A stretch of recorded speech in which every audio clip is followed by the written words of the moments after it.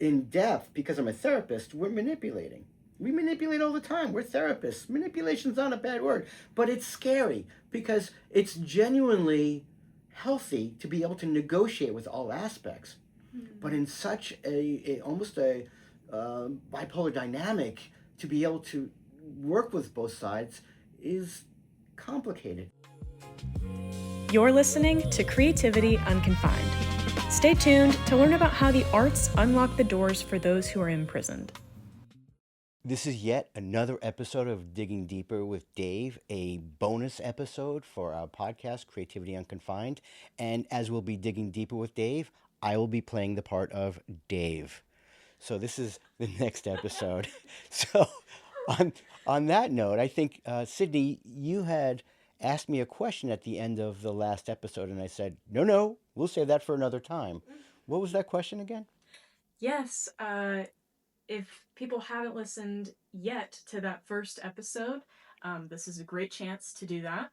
Get all our context we need about all of the How I found myself inside. Yeah. all of the perhaps titillating or nefarious or otherwise stories behind how you end up here. Nefarious. Thank you for that. Well, I've got to lead them in somehow. Yeah, that's right. That'll pull them in. That will pull them in. So you describe your story of going from school to working in prison, doing art therapy. What was it like actually entering into that space for the first time, and how did you have to adapt, and what new languages, visual or otherwise, did you have to learn? That's a rich question, and I have to say, it's been 35 years since I started there, since I began working there, and I can still remember my initial experiences of going inside, which is fairly overwhelming. This is Vacaville Prison in Northern California, and I've been since then. Over these years, I've been inside a lot of prisons, including some work camps, some open air facilities. I've been in the Supermax in Florence. That's a story for another day. That will match up with the episode that we did with Matt Reffick. But what this was like, I thought all prisons were like this because this was my first experience. And so I completely forgot what it was like when I actually interviewed because everybody escorted you there. Whenever I went in the first time, everyone escorted me to where I needed to be. The first time I entered the prison, after I went through 2 weeks worth of orientation and whatnot, which is off grounds, the first time I entered the prison, I was now on my own. And I had parked well away from the entrance to the prison, um, only because I had no choice. All of the other parking spaces close to the prison were taken up by a lot of people that worked here. And I first had to go into the first like little housing unit, a little Quonset hut, in which there was a big burly correctional officer standing behind the desk, whose job it was is to look at everything and in anything that we had. Now remember, I was a new art therapist. I made a big deal about being an art therapist. I was a clinician, so I had a briefcase. That's right, I had a briefcase, which I carried in it my lunch. And so we had to open up our briefcase, flip it around. They went through it to make sure that we weren't smuggling in anything inside the prison. And we walked through, I believe there was a metal detector, to the next door that once all of us who were there getting our briefcases and lunch bags checked, he pushed a button and it opened up that door. We went through that door. Then we went through a fenced area with barbed wire, went into the main part of the prison. It was the lobby of the prison. And there was always announcements on the right side with an overhead projector that would say whether or not there were any lockdowns that day, any special announcements. It was, and we always stopped and we looked to see who died. That's what was notorious for. It's like if anybody who worked in this facility died, they would put their obituary up on this lighted overhead. And I remember I kept thinking, I do not aspire to ever be on that overhead. My goal is to get out of here before my obituary is put on that overhead. That was my main goal in life at the time. I was young. And then we had to walk through a passageway that narrowed considerably with one wall of glass because there were officers behind that wall of glass to watch us go through. We would go through there. We held up our badge to the officers in that windowed area. They're all in the control room in there. Then they would hear the and the door would unlock, and we would push this door open, and 15 or 20 of us would herd us into this one area where we were now locked on this door, and there was a door in front of us that were locked. And you couldn't open this door until this door was locked. So there's 15 or 20 of us in there, and we all had to show our IDs through a little window to our left, same size, and they checked your badge to see if you should be inside this prison. And again, they would make a decision whether or not they would unlock the other door. If they were busy in there for whatever reason, they took their time. Sometimes we'd be in that space for a few minutes. Sometimes it would be 30 seconds. Sometimes we had to wait for everyone to come through. And once it cleared, then we heard the and the door would open and we would push it out. I remember pushing it out. Once we were out there, we're now in the prison. And I remember the very first, I will say I never got used to it, but the very first time you were kind of bombarded by these senses. There's a lot of noise and there's a smell. And it's because it's not an outdoor prison like we're used to down here in Florida. It's not like one big building like some of the other prisons I've been in. And it's an old building. It's an old prison. It's with battleship gray all along the wall. And there's this enormous hallway. And we walked out in the middle of the hallway in which it extended about an eighth of a mile that way and an eighth of a mile this way. And in the middle of this hallway were two yellow lines. And the staff and the officers would walk between these two yellow lines.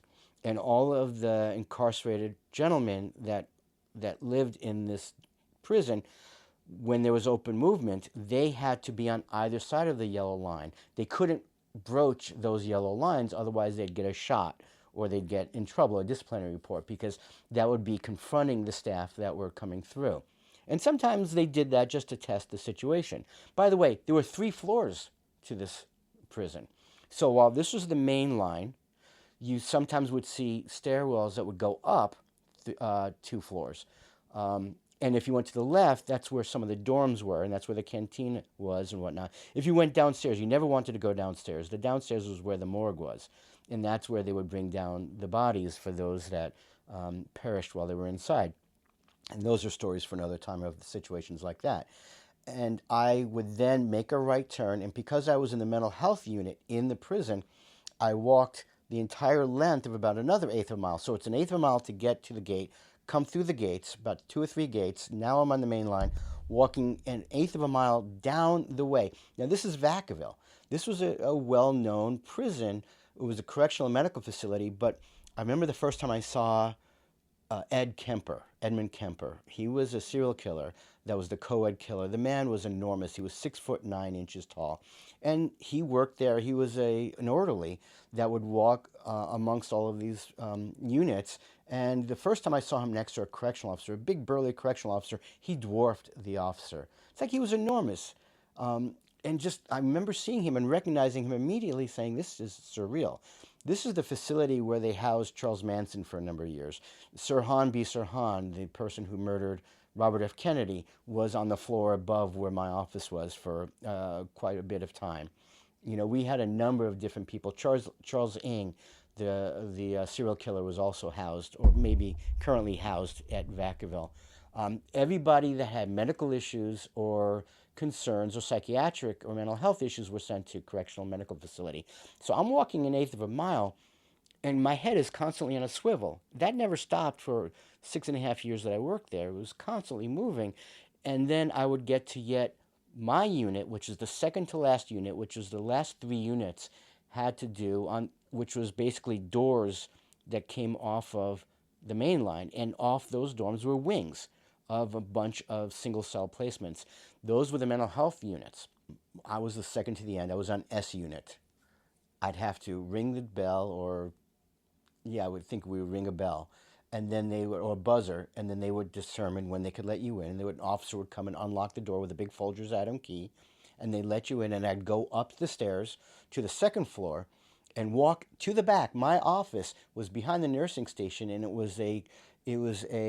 used to be the seclusion cell that they used to place the those that were incarcerated that would cause trouble.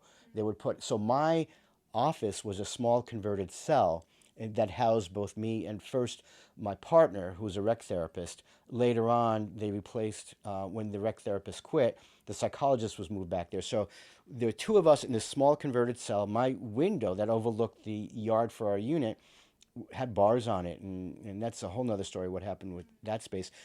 But I would then walk through this door, come to the nursing station, come through my office, sit down, and I realized then how tense I was.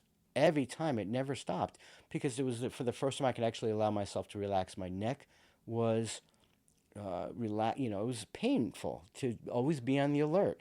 And yes, I recognized that I had to learn this notion of who was in there and learn where I was working and recognize that there were different attitudes and different impressions put forward by those that work there, by the officers, by the mental health staff, all had different versions of the people that we were working with.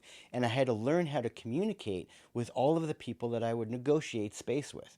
So I had to learn different ways to communicate with the correctional staff. I had to learn different ways to communicate with my colleagues I was part of a treatment team that included psychiatrists, psychologists, social workers, rehabilitation therapists. A close friend of mine was a social worker, and he and I would carpool together, and he and I would often discuss the dynamics of what were going on in there. But I remember my language had to constantly change because of where I worked and who I was working with. It was quite astounding. That is interesting. Like, even in the beginning brief description of you physically going through the process of getting inside Yeah, willingly, I would willingly, add. yes.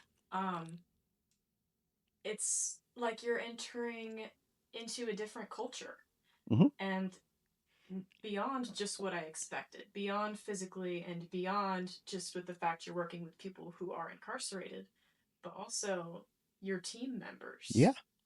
Um, When I first wrote Drawing Time, well, I'm sorry, first edited the book Drawing Time, and I wrote one of the chapters called Breaking Through Barriers. I think that was chapter one of the book. I talked about that prison is in and of itself a subculture, and that there is a dynamic of having to learn a whole new language. That recognizing that I was an ambassador in an environment that had to relearn all of these new rules, all of these new expectations, that I was entering their space. And if I could be allowed to work there, it was only because I learned the expectations of that space. Now, sometimes that didn't always work out. Sometimes I messed up and I didn't speak the language, or I didn't I couldn't demonstrably be recognized as working with any of those components. And I say that because there's something that I described in First Drawing Time that I erroneously and kind of called it the compromise option. But later I just talked about the hidden compromises that have to exist while you're inside these environments. And I hope I'm not kind of giving away or tilting my hand here, as I work with a lot of different settings and a lot of different environments. But the reality is that we're in an environment that's basically an us versus them dynamic. It's the green versus blue, right? The uniforms, the colors of the uniforms. And I was dropped slap dab in the middle of all of this because I'm neither. I'm neither green nor blue.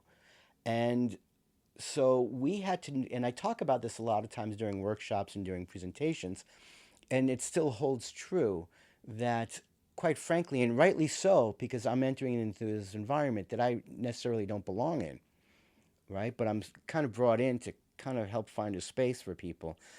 I don't have a space or an identity. I'm neither them or them, and so I'm suspect. I should be suspect by both sides.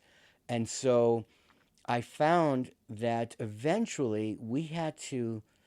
This is going to sound like kind of unusual, but if we chose a side, the other side would suspect us. If we visibly looked like that, you kind of became more of more recognizing the punishment that had to occur, that we were there long enough that we become jaded to this, and we started to recognize that nobody deserved anything because we started siding more with the officer's perspective, which Not, and don't get me wrong, not all the officers are like this. It's just the system that kind of defines this. But we can become overly punitive and find that what we're offering is not necessarily deserved or not necessarily coming to them. And that happens sometimes where we had staff or mental health staff that didn't necessarily believe that what they were offering was deserved by those that received those services. That would mean that we would be miserable for the entire time that we worked there, or that we would find ways to avoid it. So that's one side. The other side is if we kind of recognize that everybody who's in there deserves everything, and that we don't necessarily see them as deserving of such punishment. Well, that's regardless of your position on that. Um, you can easily break down the rules and break through the expectations of what's legally allowed to do inside that facility, and you can end up being seen as siding with those that are incarcerated, and be seen as being overfamiliar, and you can actually break the rules or break the law and be walked out and potentially be brought up on charges. So that's option one: is that you choose a side, but that means you're ineffective for either side. The second option is where we're so scared of making any of those changes that we become impotent and we land in the center and are afraid to move around. And basically, before you know it, 30 years have gone by and you've done absolutely nothing, and you retire and realize that there was absolutely nothing worthwhile for any of the work that you did. Nobody got their needs met. Nobody, and you were seen as somebody that was kind of useless. There was no reason for you to do the work. And that, I'm not saying that happened, but I know that there was that fear that it just play it safe. Don't do anything and don't rock that boat. That can get scary. But then there's the third option. And it's going to sound like common sense because I would call it the compromise option. But here's why it's difficult. Because why I'm saying that in order for this to work, you have to be able to compromise with both sides. The problem is, if you're compromising with both sides, you can't allow the other side to see that you're compromising. Because then, well, you're obviously showing them that what they're doing is wrong, and therefore it's the other side that's actually getting your attention. And so it's on the surface dishonest. In depth, because I'm a therapist, we're manipulating. We manipulate all the time. We're therapists. Manipulation's not a bad word, but it's scary because it's genuinely healthy to be able to negotiate with all aspects, but in such a almost a bipolar dynamic, to be able to work with both sides is complicated and it's freaking exhausting. So you have to be able to do this in such a way so that neither side suspects you're doing it. That's what I loved about being an art therapist, because the art will allow me to do this without either side knowing that what I'm doing is connecting with both sides is through the art. That's a language that I had to learn early. Otherwise, I was completely ineffective. And then there were times when that broke down, in which case I then spent 3 to 6 months of having to kind of regain that dynamic or wait for new people to come through the unit before I can start doing the work again. Hmm. Okay. I There's a lot to unpack there. correct me if I'm wrong first, because I have not been inside of a prison Mm-hmm. and I have not been a parent. But what you're describing of this like ethical manipulation of sorts Mm-hmm. is, it sounds like parenting to two young children. Oh my goodness, I I, never thought of not to be that. reductionist at all of either side, but it's a juggling act of making it seem like both parties are getting what they want. In reality, that's just happening. Except as a parent, you want both kids to realize that you're compromising because you want them to learn the art of compromise. You want them to learn that they're not always going to get what they want. Inside, you can't necessarily do that. You had to be able to, if they're going to let you work there. And by letting you work there, I mean that. Not only do the officers let me work there, but those that are incarcerated let me work there. And I had to be able to do that in such a way that they didn't necessarily recognize it. And before you knew it, I'm finding myself having to go all over the prison and learning new rules for every unit that I would go to and what those expectations were. So I'm constantly changing my vocabulary. I'm constantly changing the dynamics of where I am. I remember the first time I went with one of my colleagues and we had to go to a unit, and because we had to drop something off, and we opened up the door, and in opening that door, the I was new, and just as we opened the door, one of those incarcerated men quickly just said, "Hold the door," jumped past me and left and went to the main line. And the officer is yelling for him to come back and turns around and starts yelling at us because we opened the door to let him out. And before I could say anything, my colleague starts yelling back at the correctional officer saying, "Hey, we just came through the door. It was your job to," and I'm like, hold it, hold it. I'm not part of this. Oh my God. My first response was like, A, somebody just escaped. They didn't escape. They were in the general population, but they escaped. And B, I'm getting blamed for this. And C, my colleague is fighting back. And I'm like, where am I in this? I didn't know where I was. That was within the first few months of working there. I will say that by the time I left, although a lot of things happened, by the time I left, I kind of understood how to walk that line a lot better. And I've learned a lot over the 35 years how to work with that. So I don't want to make it sound like that compromise option is in any way reductionistic or pointing fingers at either side as if either side was wrong. Not at all. I just know that I had to learn the languages of all the parties that I worked with in order for it to work. It was exhausting, and it remains so to this day.